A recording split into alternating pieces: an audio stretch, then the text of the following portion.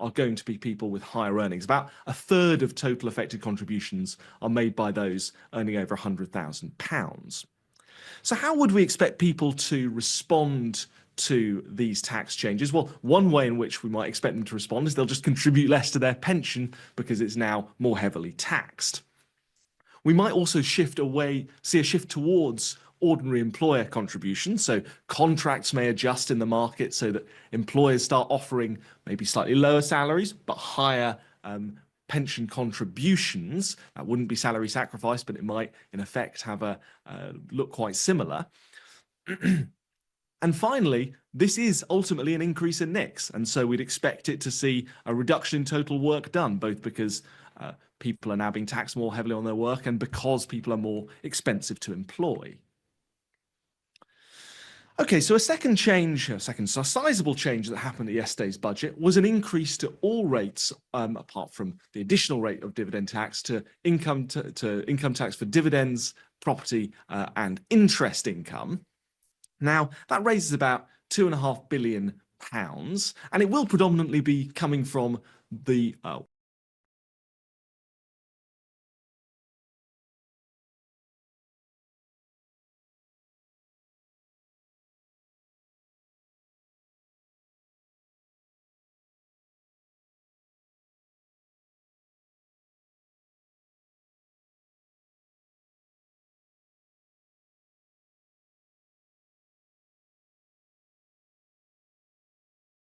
than labour incomes for employees.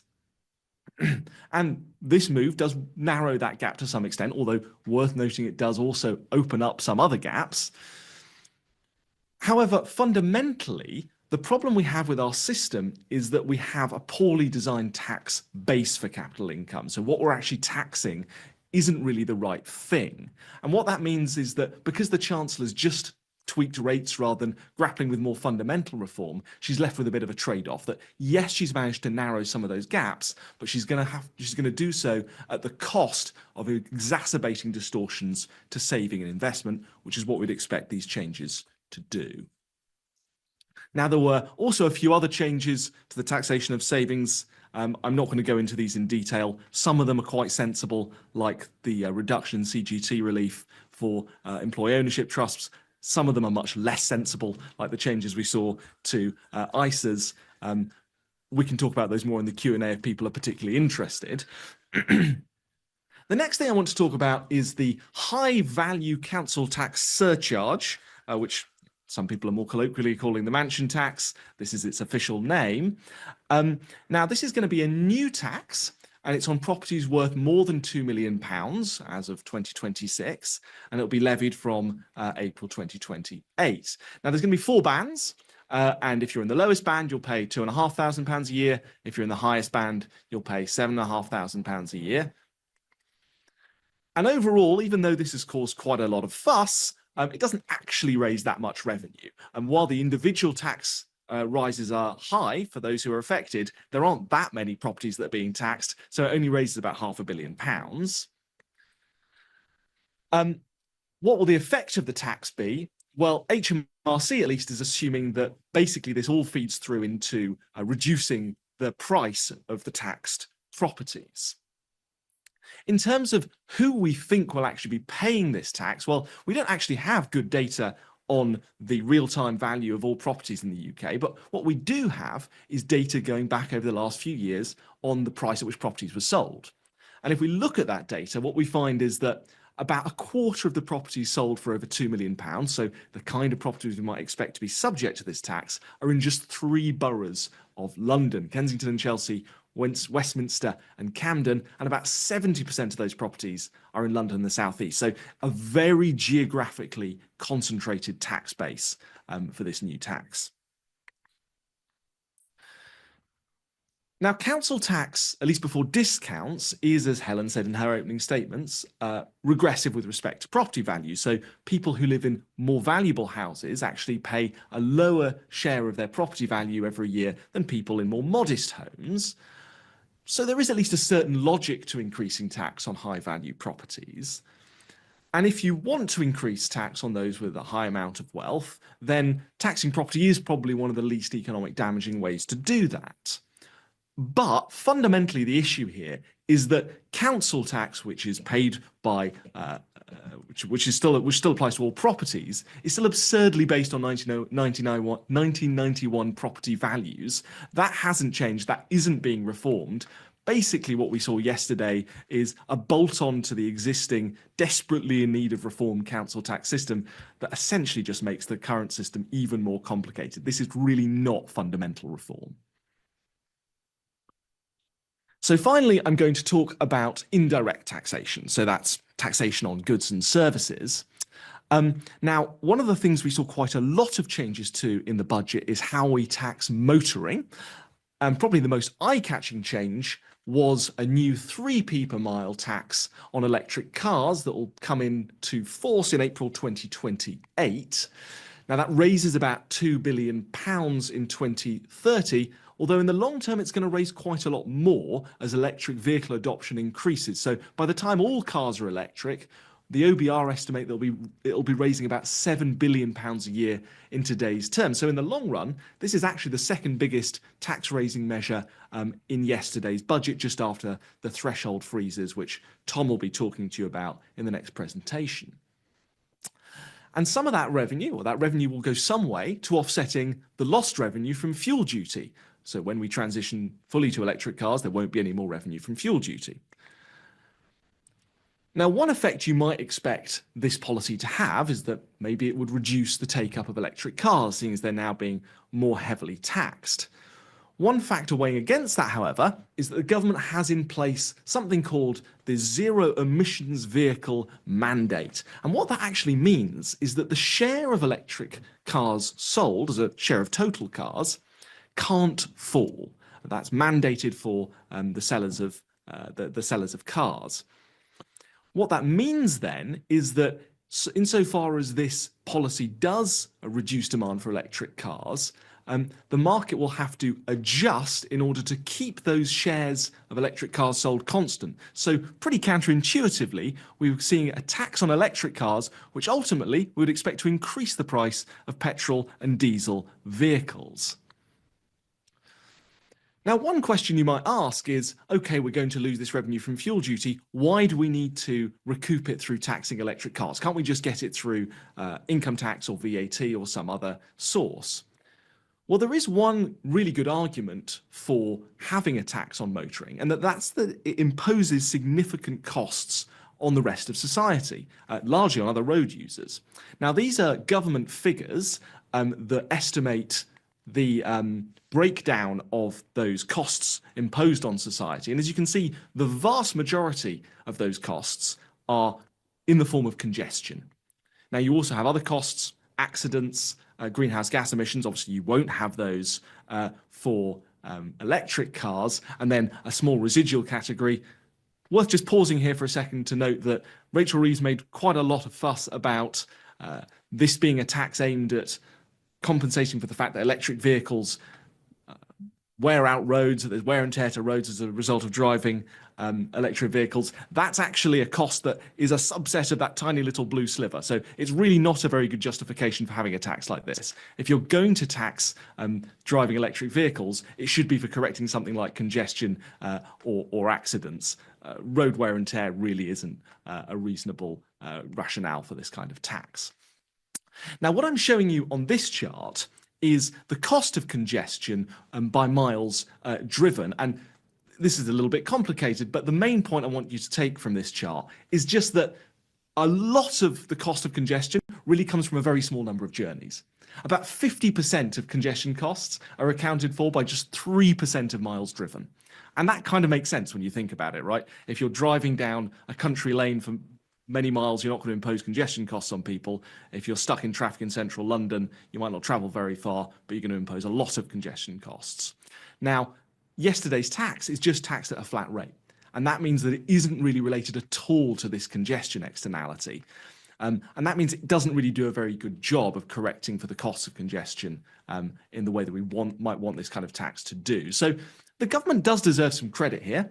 Governments have prevaricated on this issue of how electric vehicles are going to be taxed for quite a long time. They at least have a plan.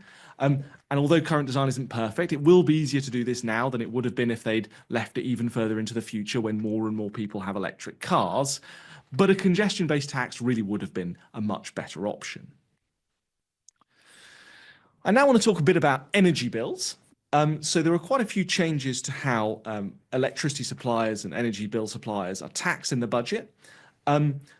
There were two small changes which are permanent that I'm not going to go into a lot of detail. One, you'd expect to increase prices of energy. One, you'd expect to reduce. Overall, you'd expect those two to still be reducing energy bills. The big ticket item, though, was a temporary reduction in the tax paid by electricity suppliers through something called the Renewable Obligation Levy. Now, basically what's going to happen is that a portion of that tax that's currently paid by electricity suppliers is going to be paid instead through central government taxation, and we'd expect some of that to feed through into lower bills for consumers. But that's only going to be in place for 3 years. It's a temporary measure, and then it's going to come to an end. What does that mean for energy bills? Well, the combined impact of those three policies on average annual energy bills for the first 3 years, that temporary period while the big policy's in place, is going to be about £131, so a pretty substantial reduction. But after the renewables obligation reduction expires, it's going to fall to just £39, so much more modest in the long term. Now, one sort of fun fact here is that you'd expect lower prices of electricity to lead to more consumption of electricity. And so you might worry that that's going to lead to more emissions as a result of more electricity consumption, but that actually won't be the case. And that's because electricity generation comes under the UK emissions trading scheme, which caps total emissions across a group of sectors, including electricity. So when you get increased demand for electricity, what that's going to effectively do is push up prices and reduce emissions from flights, energy-intensive industries and other areas. So we've got a reduction in tax on energy bills that may lead to an increase in the price of flights. Again, not the most intuitive outcome.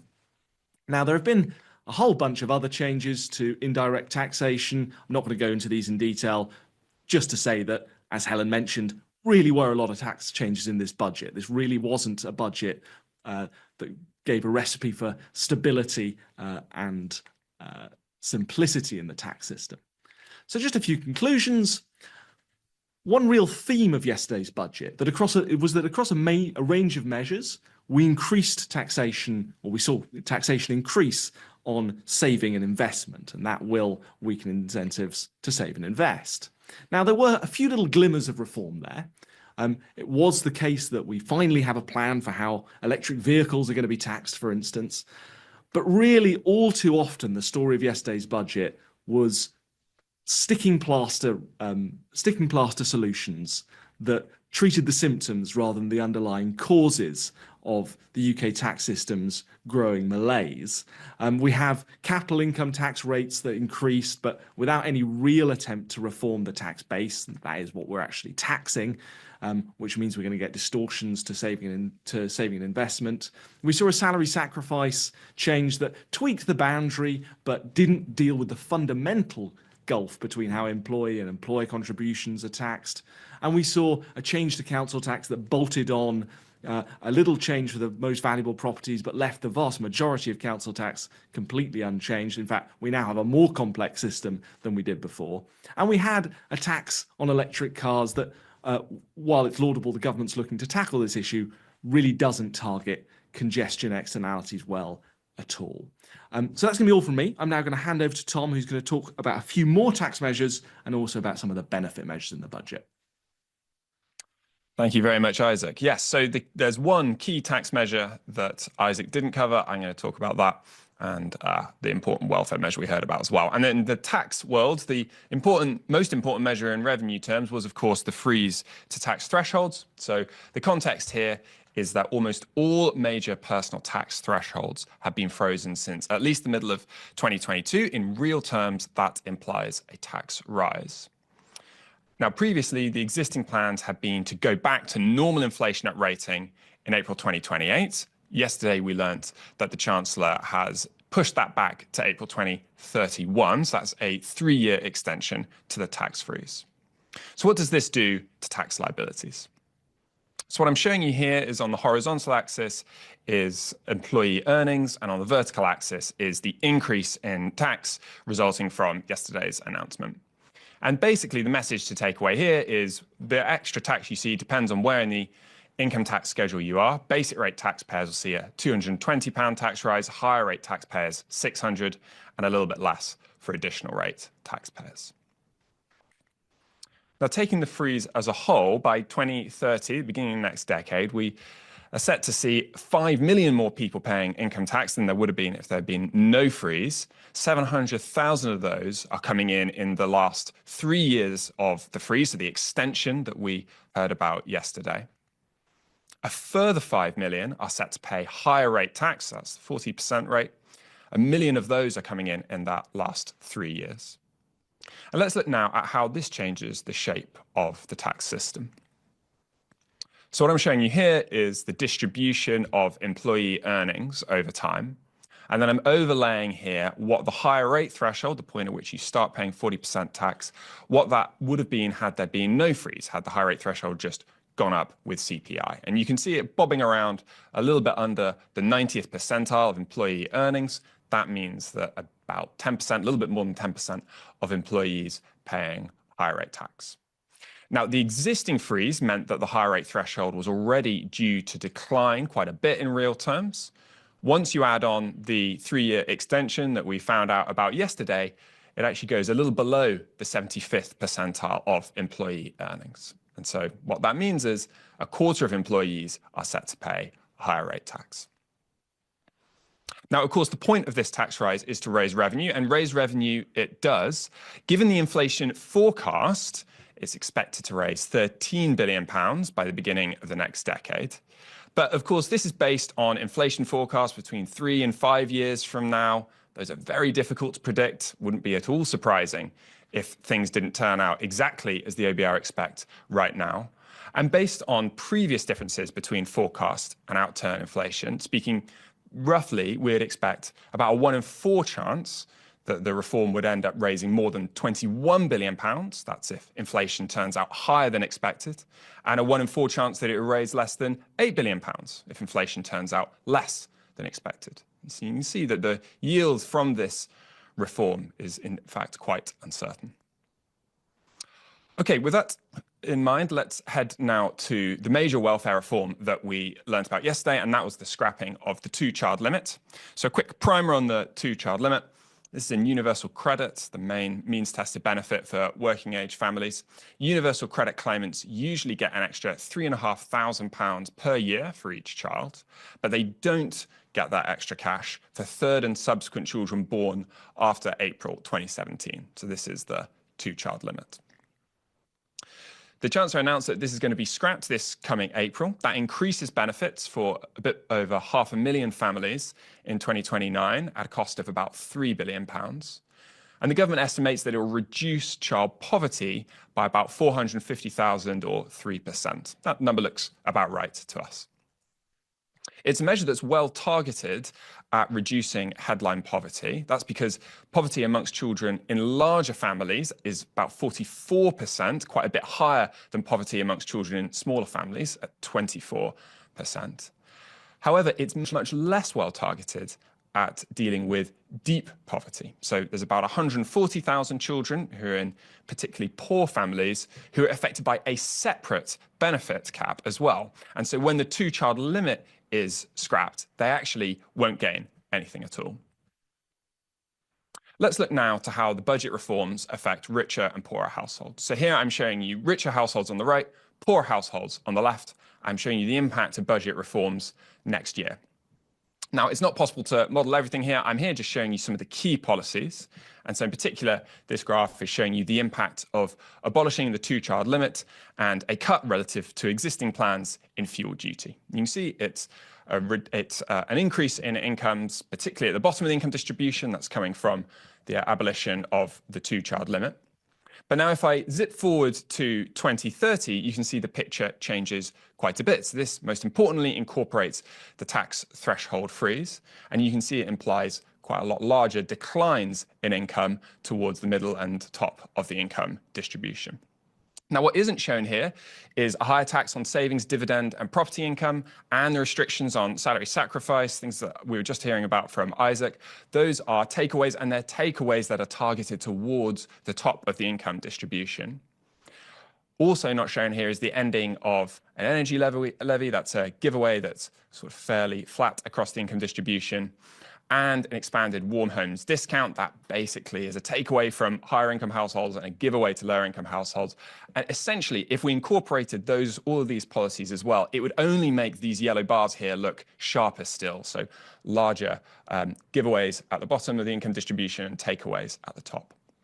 But the basic message to go away with is that what we're seeing here is similar to what we saw in the public finances, where the Chancellor is loosening things in the short run in order to tighten in the long run. Similarly here, we're seeing a giveaway next year in the short run, but that will be compensated by a takeaway in the longer run through higher taxation for middle and particularly higher income households. Now, moving away from these individual reforms, an important part of the bigger picture is that the OBR has downgraded productivity. That means lower real GDP per capita. And when you add that together with significant rises in tax, and despite some high-profile giveaways, real household disposable income growth remains really pretty poor. Here I'm showing you annualized real household disposable income growth per capita over different parliaments. And you can see the forecast for this parliament is one of the weakest in recent decades, beaten only by last parliament. So to conclude, we've been looking at two of the highest profile policy decisions, and in many ways, they couldn't be more different from one another. One of them is a big, broad-based, but somewhat uncertain tax rise. And another is a much smaller policy. It's a targeted benefit rise going to a small number of households. And of course, these decisions matter, but in the long run, the key to living standards growth will be found in rising productivity. I think it's fair to say there's more to be done there. I'll hand back now to Helen to take some of your questions. Brilliant. Thank you so much, Nick, Isaac and Tom. And let me use this opportunity to say a really big thank you to all of the other colleagues who have worked behind the scenes, many of them actually literally overnight without going to bed to put this analysis together. So thank you very much. It's now time to come to your questions. There are already lots of questions on Slido. Please do keep adding your questions and voting for the ones that you would most like to know the answer to. We have lots of my other wonderful colleagues online on the call. So I'm going to bring them in for some other questions. And I'm going to start with a whole set of questions about special educational needs. There are lots of questions on this theme, so let's take a few of them together. And perhaps I'll start by asking Luke Sibieta to pop in and answer some of these, but I might call some other colleagues too. So the set of questions are basically around what is happening, why is it rising, and what does it mean for other education spending? So Luke, let's start, if we can, with give us a sketch of why is special educational needs and disability spending rising? Well, we could spend quite a long seminar on this, but I think let's try and keep it as brief as possible. So, predominantly, there are three main things that are happening. First, there's a really rapid rise in the number of pupils with high cost special educational needs, those who are entitled to education, health and care plans. So those plans set out the provision that pupils are expected to have and put statutory duties on councils to provide it. So there's kind of an automatic escalator happening because of the rising numbers of pupils. Secondly, there's also been capacity constraints, and that's because supply hasn't increased in line with demand. And that's meant, for example, that, say, a pupil who needs a special school place and there aren't enough state-funded special school places, the government then has to go looking in the independent sector, and places in the independent sector about £65,000 per head compared with about £25,000 per head in the state sector. So that naturally pushes up costs. The third is kind of more nuanced, is that there isn't really much of a value for money test in the system about whether the provision is meeting children's needs. And that's resulted in a system that provides lots of extra spending, but really patchy levels of quality. Great. Another question that maybe we'll start with you, Luke, maybe others can jump in if they want to, is basically there's lots of questions of the same ilk, which is there a risk to frontline education spending? Now the government is bringing this in central government budgets. Will this basically mean more spending for special education needs at the expense of other educational budgets? Maybe walk us through what we think we do and don't know about the government plans here.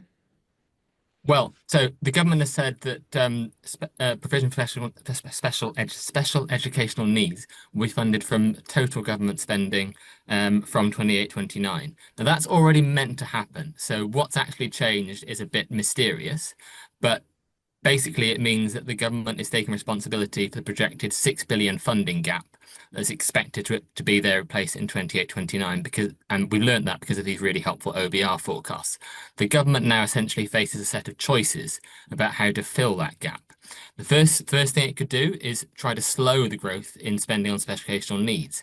Given that's grown by about 14% in real terms, that seems like a natural first priority for government, and one that I'm sure the government will be seeking to tackle as part of its white paper expected for the autumn for the new year. It's been kicked down the road a couple of times.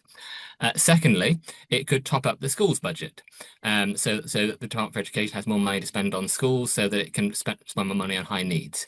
The third option it could do is to reduce mainstream school spending to pay for higher needs funding. Now, those two last choices are difficult things to do. So to exemplify what it would mean, 6 billion is equivalent to around 9% of the overall schools budget. So that would be a really big top up. 6 billion is about 11-12% of the overall mainstream schools budget. So raiding the mainstream schools budget to pay for high needs funding would have really quite serious implications as well. So the government faces three choices: slow the growth in spending, top up the schools budget, or reduce mainstream school funding. Brilliant, If thank I you. might come in there briefly as well, Helen, and just say that obviously one of the things we haven't heard about in the budget is what's going to happen to the existing deficits that councils have incurred so far for high needs funding, and they're expected to still continue to incur over the next 3 years. And I think here the government needs to think quite carefully about the incentives it creates for local government, because as it stands, local government are sort of basically borrowing or kind of holding this money outside their sort of main accounts, these deficits they're running up. Now, if in 2028 the government says, well, look, from that point on, we're going to write off the deficits you've incurred, in effect, that removes the incentive for local government to control the spending in the short term. So I think we expect to hear a bit more in the local government finance settlement in about a month's time, or 3 weeks' time, what the government's plans are for the existing deficits. But in designing that, it needs to make sure it dovetails with its plans for reform of SEND and its plans to centralise sort of responsibility for funding these. Otherwise, you could find that in the short term, councils just say, well, look, no, in the long term, government's paying for this, and they're going to write off our debts. Why do we kind of like have to do the difficult choice of actually working out the kind of like the line here? So I think there is a real issue about making sure that the incentives for local government to make sure they're delivering on their statutory duties for sure, but also that they can controlling spending also in place. Great, all of which speaks obviously to needing real serious reform of this area. Right, let's move on some questions. Ben, I'm going to bring you in on this. So Ben Zaranko, I'm going to ask the questions too.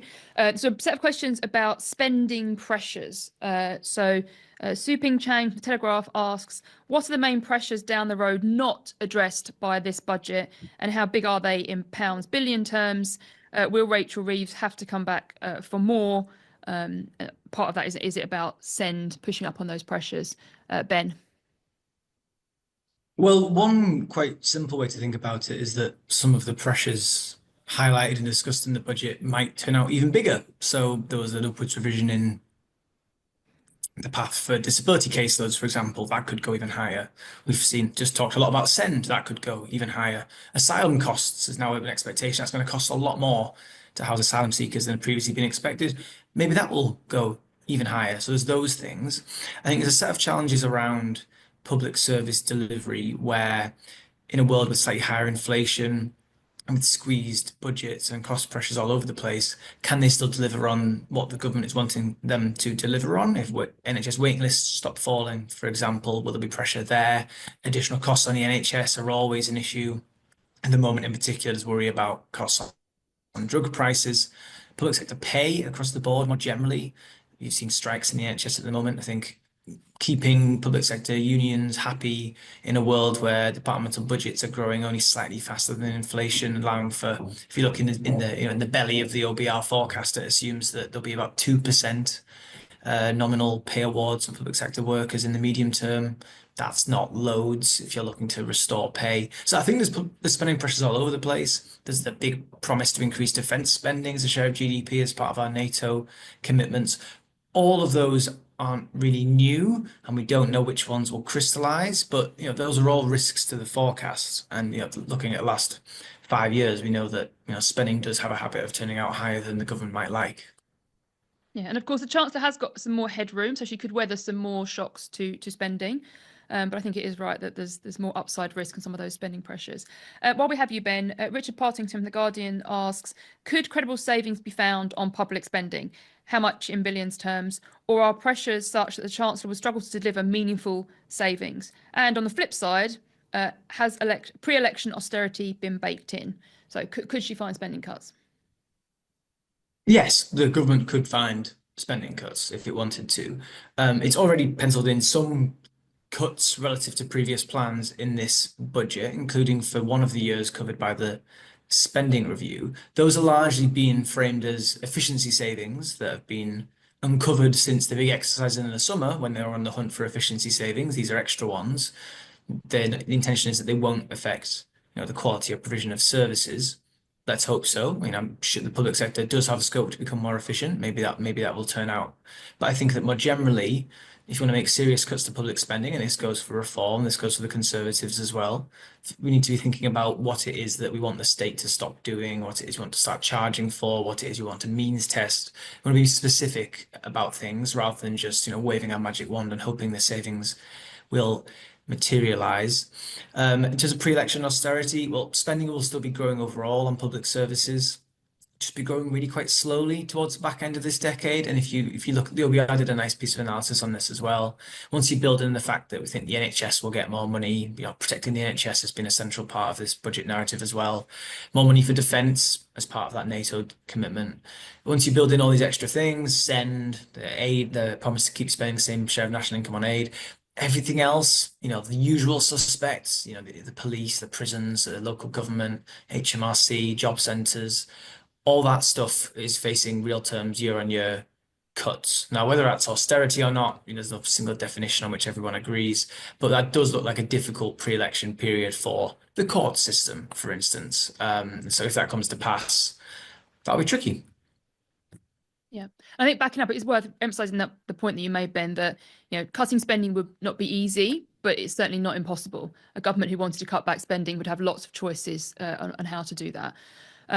Okay, let's go to the top question here, who is from Torsten, or I suspect not Torsten Bell, saying, do you agree with the Resolution Foundation that I'll ask you this to you, Tom, that millions of workers would have been better off if their income tax rates had risen rather than their thresholds being frozen? So no idea what the Resolution Foundation numbers are, but question there really about how income tax rate rises would compare to threshold freezes.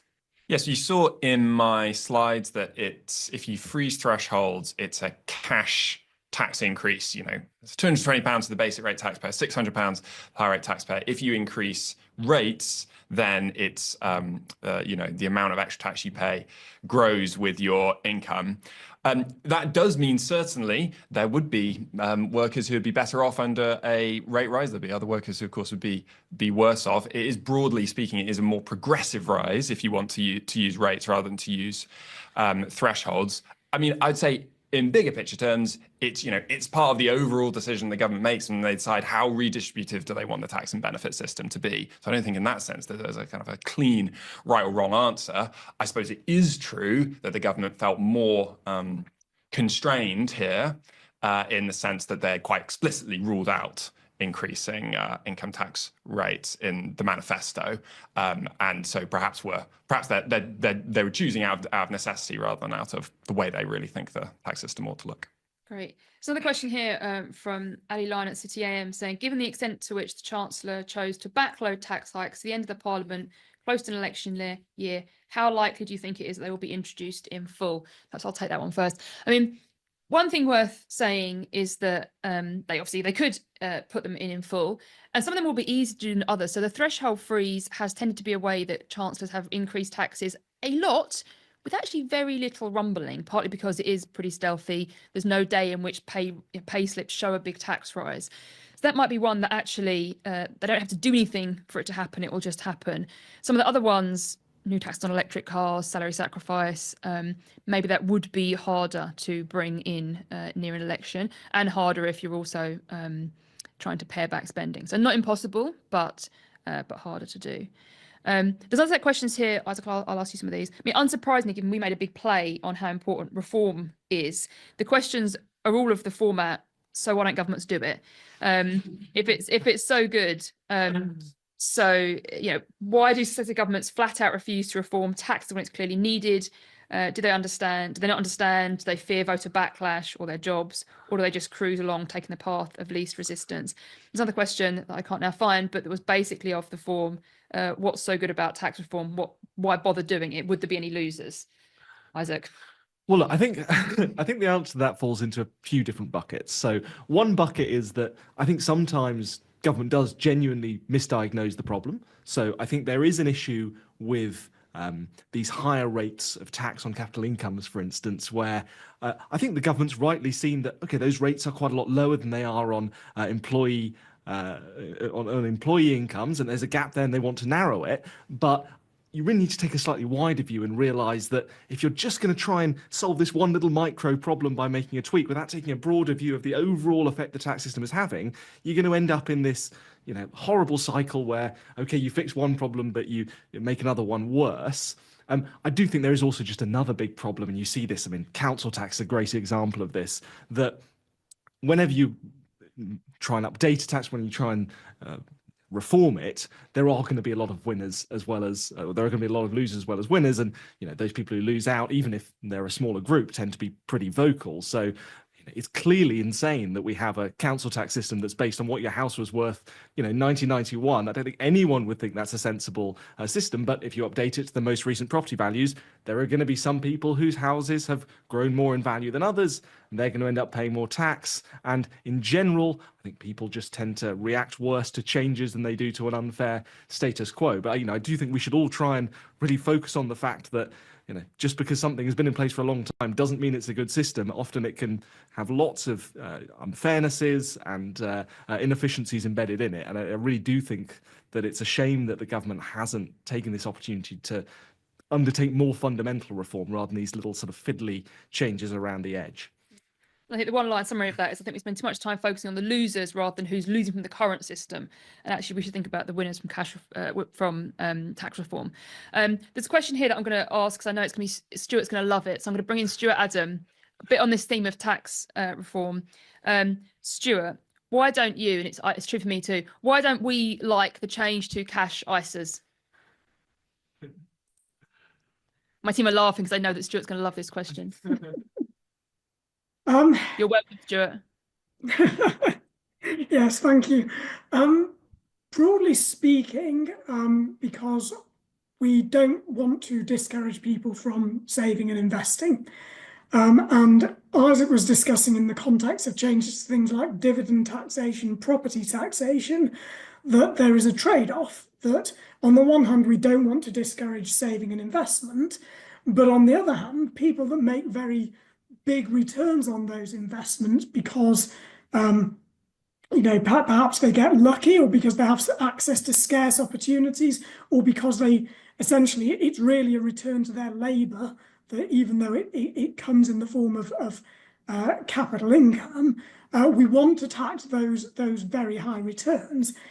If you're just putting money in the bank or in a cash ISA, you're not making lots of excess returns because you're dressing up your labor as capital or anything like that. You're just converting money today into money tomorrow. And I don't see why people should be penalized for doing that. It's neither fair nor economically efficient. And so what I would like to see happen is that people who just make the kinds of returns you can make in a cash ISA or in a bank account can get that tax-free. And so I would like to just have, bank accounts and cash ISAs essentially unlimited tax-free, but tax those kinds of assets where you can make higher returns than that. We tax those kinds of excess returns. So the short answer is because all you're doing by people for saving money in cash is penalising them for saving, for wanting to spend their money tomorrow rather than today. I don't want people to do that. Brilliant. Thank you very much. Nick, there's a factual question here that we can just do really quickly. Can you confirm what you mean by the economy becoming more tax rich? And this is important because it's a big part of the story as to why Rachel Reeves had a much better outcome than she expected. Yes. So what we've seen this year and last year, and this is relative to what the OBR were forecasting previously, was that real wage growth is going to be higher than they were expecting. They had pretty low expectations before, but now, and they have revised those upwards. That kind of means two things for the whole economy. One is that more of the economy is more of income is coming from labor. So broadly, without the economy growing anymore, if you have higher wage growth, you're seeing higher labor incomes. We tax labor more heavily than we tax other parts of the other types of income, and so more labor income as a proportion of the economy means we'll have higher revenue. Means the government will get higher revenues. Also, broadly, if you have higher wage growth rather than sort of corporate profits or something, the kind of expenditure that households do with that wage growth is consumption is more likely to be consumption rather than investment. That's something we charge VAT on, so that also is kind of more tax rich. And that means both our consumption and our incomes, our expenditure and our incomes as a sort of economy are larger. So that's kind of the basis of it. Great. So another question, I'll come to you as well, not Nick. Different type of question. The Chancellor announced the OBR will, incidentally, it's not about tax rich. The Chancellor announced the OBR will only be required to assess compliance with the fiscal rules once per year rather than twice. However, the OBR will still be required to produce 2 forecasts annually. Is this significant? So it's a little bit of a weird one. I think it's got to be taken in the context of the other things the Chancellor has done today. So if the Chancellor had left herself a really minimal amount of headroom and said this, I think we'd all be saying, okay, but if the OBR puts out a forecast in 6 months' time and that says you're missing your headroom, even if it says the current budget surplus is you've got a current budget deficit in 29-30 or whatever, so that means the headroom is, everyone will be able to work it out. I don't think she'd be able to get away with it. I suspect what that would mean is it wouldn't really be a credible claim. I think it's likely that you would expect with this forecast that there would be some kind of policy correction. However, with the much larger headroom she's now got, it seems to me plausible. I think it's more than likely, based on the kind of shocks we're likely to see, that we probably won't be seeing sort of big policy changes in the spring now, because it's unlikely that we're going to see an economic shock that will be large enough to blow her off course. Yeah. I think in my mind, it's significant in the sense that it's a change to the fiscal architecture. This is a change to how we have done things. And if it means less policy tweaking, that could be good. But I don't think it really answers the question at what point Rachel Reeves would do something in that second forecast. Okay, there's more questions. So Ben, maybe I'll bring you in on a question here basically about markets.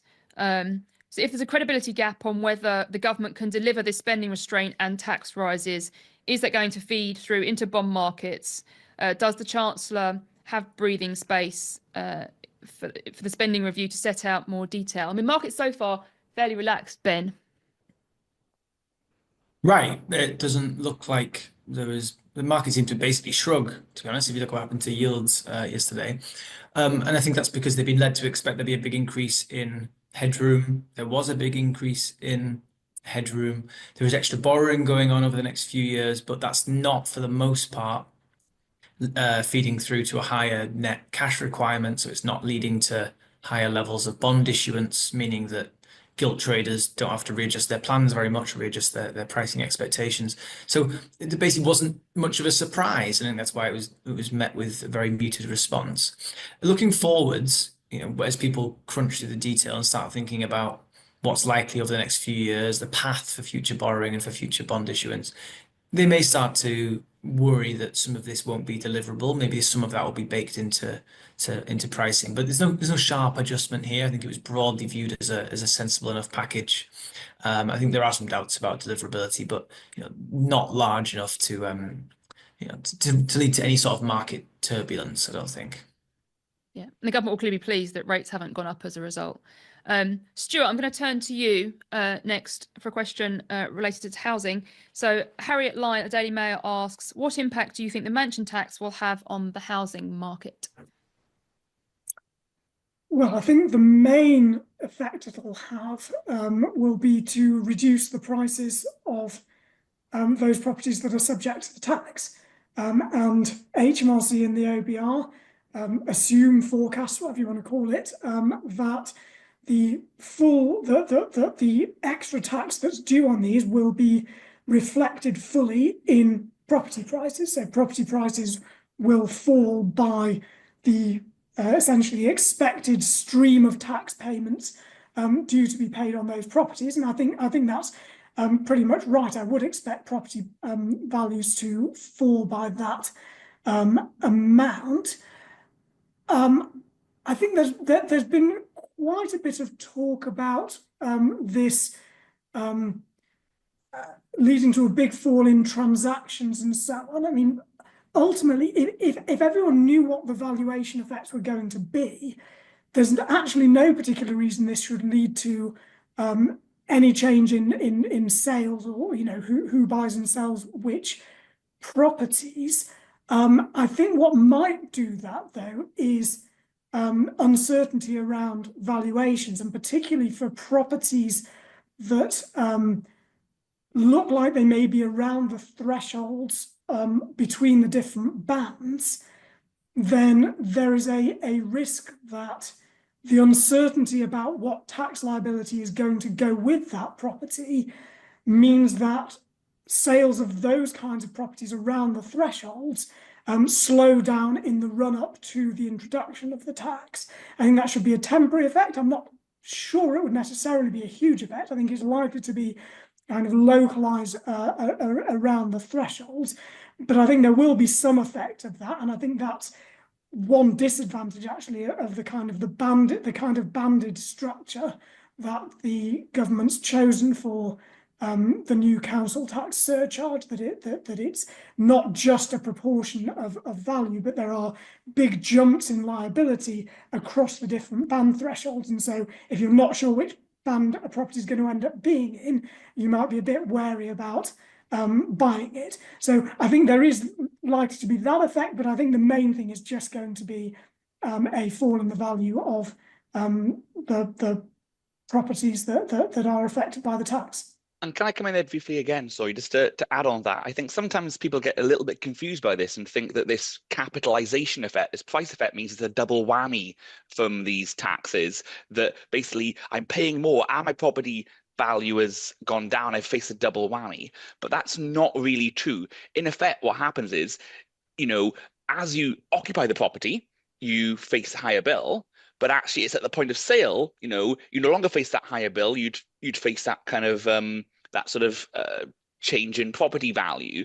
And if you sell the property, 4 or 5 years down the line, in today's terms, that reduction in sales value is less because it's happening, 4 or 5 years down the line.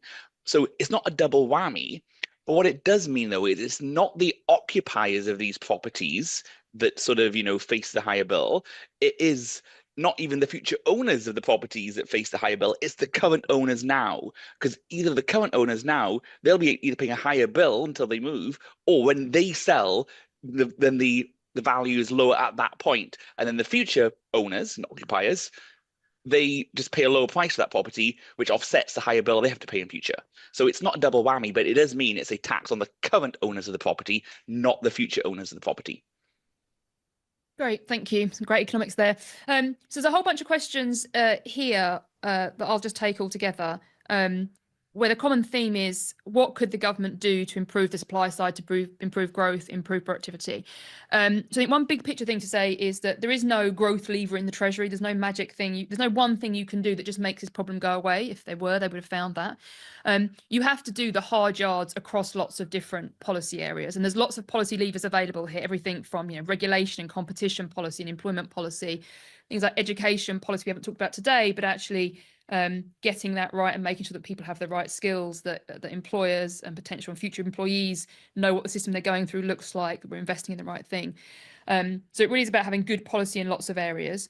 On tax, just to take the area we talked about most today, I think one mistake people often make is to think the government needs to do more. to get growth. You need to incentivize something. You had new reliefs or new incentives. Actually, I think a lot of what we need to do is step back. The government is doing a lot of things that disincentivizes behavior. It disincentivizes investment in lots of ways. It disincentivizes risk taking. It incentivizes people to change their legal form, not for the best commercial purposes, but for tax planning purposes. It does more to discourage saving than it needs to. It does more to discourage labour supply than it needs to. Not that you can stop all of those things. Some of them are trade-offs between you want to raise some money and you have to have some distortions, but we have more distortions than are necessary that in order to raise the kinds of revenues we want and achieve the kind of redistributive aims that we want to do. So we have written literally thousands and thousands of pages over the years on what that means in practice. But I think it's about, for any tax you pick, there are problems with that tax. You can go and you can fix it. And to pick one example that Isaac talked about, we have now disincentivized saving and investment by putting up some tax rates. Actually, if we had done the tax rate increases alongside actually changing the definition of the tax base so it's less disincentivizing, that wouldn't have magically on its own affected growth. But if we had that more dogmatic, every term we'll just keep chipping away at this, we'll keep making things better, then I think you would start to see the dial move. Another thing I think worth saying in passing on this topic is that we shouldn't over-calibrate to what gets scored in the OBR. Obviously, every chancellor wants something big enough to be scored, but there'll be lots of good measures that aren't big enough to be scored in the OBR. But again, if you do enough of them and you consistently keep doing them, then I think you'd start to see some effects. And what we saw yesterday, the disappointment wasn't just that the OBR wasn't scoring some of these measures, there weren't really any measures there that were in the ilk of making things better. Let's take some more questions. I'm trying to do some quick fire questions to try to get through some more of these. So there's a different question here. So on levies on international student fees, so I'm going to call on somebody on the Zoom call to jump in here. With a set levy on international students instead of a percentage of fees, will universities simply increase fees and transfer the burden onto students? A question about student fees. Who wants to jump in on that? I'm trying to look at my list of who I've got on the call. Hello, that's me. Oh, Can you hear me, Helen? I can. Hello, Kate. Lovely. Thank you. Right, yeah, so we had expected a levy on the tuition fees paid by international students. We thought that would be a 6% levy, so 6% of the fees they pay. Instead, the government's now proposing a £925 flat fee per student from 2028 only, so not straight away. And that will not apply for the first 220 students at any single provider. So this means some small specialist arts providers like the Royal Academy of Music will be taken totally out of paying this levy. Whether that gets passed through into tuition fees will depend on the relative elasticity of supply and demand for international student places. The government assesses some of it will likely be passed through in the form of higher fees, but we will still see a decline in international student numbers. So partial pass-through was the government's assessment. Great, thank you. A bunch of questions. People get very excited about EV taxes. So maybe Isaac, I'll come to you first. Maybe we can bring Stuart in if we want to. So one practical question about how would the new EV road tax be collected? And more broadly, how could motoring taxes be targeted at congestion? Is there a simple way to do that other than creating more congestion charging zones? Yeah, great question. So on the first question of how is this new tax per mile going to be collected, the simple answer is that it's going to be collected basically when you go for your MOT. They're going to check how far you've driven, but actually at the beginning of a given year, you're going to estimate how much you're going to drive in that year. You'll pay the tax on that estimate. When it comes to your MOT, they'll check how far you've actually driven and they'll sort of correct how much you paid as a result. So that's basically how it works. There's also, when you buy a new car, as most people will know, you don't have an MOT for the first 3 years. So there's a new process being sort of dreamed up with the DVLA being involved, and they're going to check your mileage in those years. So there are some sort of plans in place as to how this is actually going to work in practice. I've completely forgotten what the second part of the question was, Helen. Is there another way to more simply do it? If you want to do a broad congestion charging, oh yeah. Do we have to do more zones, or can we do a pricing? The thing about congestion is that basically the costs vary a lot depending on when you're driving and where you're driving. So you really need a tax that varies on that basis. So you could imagine some technological solutions that would allow, road pricing, for instance, to vary on when roads are particularly busy, particular times, particular places when they're busy. And that would be like really the ideal solution. This kind of tax where you just tax per mile, as you were saying before, it really doesn't work that well because there are a lot of miles driven that really just don't incur any congestion and aren't imposing costs on anyone. And so taxing them really isn't correcting for the externality that you're really trying to target. Great. So we're almost at time. Let me take one, maybe two, but one more question. Is this spend now, pay later budget and indirect